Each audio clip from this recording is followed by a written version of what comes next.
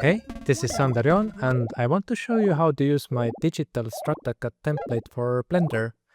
If you don't have it, you can find it on my Gumroad, but you can follow along and just see how it works. It's a template inspired by David Daniels' technique where he uses plasticine to animate mesmerizing things like this. It's inspired many animators to do the same, and now it inspired me to bring it into Blender. When you open up the file, you should see a view like this. On the left side we see the generated Stratacut object. In the middle we see the grease pencil input object, and on the right side we see the geometry nodes system that makes it all work. Every row of nodes represents a layer of the grease pencil input. In these rows we have a bunch of node groups that do specific tasks. To hide or show a layer, use the visibility node on the end of a row. It's good to know that hiding layers makes it run much faster as well. Also, you can mute some nodes by selecting them and hitting M shortcut to make things run smoother as well. The first one in a row, called Loaf Creator, creates the loaf, and the layer index marks the layer that it's taking the drawings from. The maximum stroke setting sets the limit how many strokes you can have on one drawing. And keep in mind that the strokes need to be drawn in the same order on every keyframe. So for example, left eye first and then the right eye. Otherwise they will crisscross during the animation. Also, the direction of a stroke is important. So I made this modifier for the grease pencil object. To visualize the direction, green marks the beginning and the red marks the ending of a stroke. The next node in the row is for remeshing. It's good for getting the loaves look a bit more analog, or it kind of smooths out the mistakes that can happen in 3D.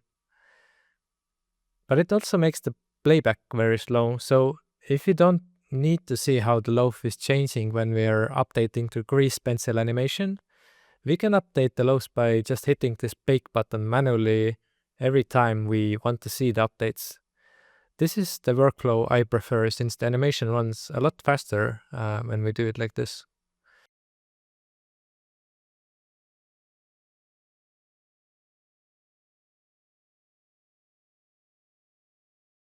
Next in the row is Loaf Cutter. This is basically a mesh boolean that cuts the object. By default, the layer is cut with a bit of an offset, which is based on the layer index. With y-axis offset, you can adjust the cutting position. After the loaf cutter comes loaf material, where you can choose between different materials. Feel free to check out on your own and add your own materials. And the materials can be found in the SC materials object. And it's good to know that all the materials use this object for its texture coordinates. So you can just transform it around and get different looks for your Stratacut. Second to last one is an optional node that creates an outline around the loaf. It has a setting for its material and colors and many other things under the settings menu. Another optional node is noise displays node that makes the loaf look a bit more handmade. If you want to use them for other layers, you can simply duplicate by hitting Shift-D and putting them in between the nodes. And to get rid of them, you can hold down Alt and drag or hit Ctrl-X to dissolve it. Because of the way the system works, keep in mind that every keyframe drawing needs to be a bit different from the previous frame. So it's best to make a new drawing on every keyframe. Just duplicating keyframes won't work.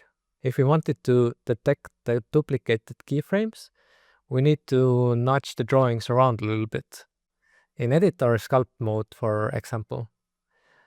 When we hit play, you will notice it's not really real time. It's because on every frame, the system goes through these 250 grease pencil objects in the frames collection and looks for unique drawings. To avoid this, I recommend to bake the parts of animation you're not working on anymore, like this. Or disable the Stratacut object entirely and just work on the grease pencil frames and come back to see what you made when you're finished your animation and start fixing the mistakes at that moment.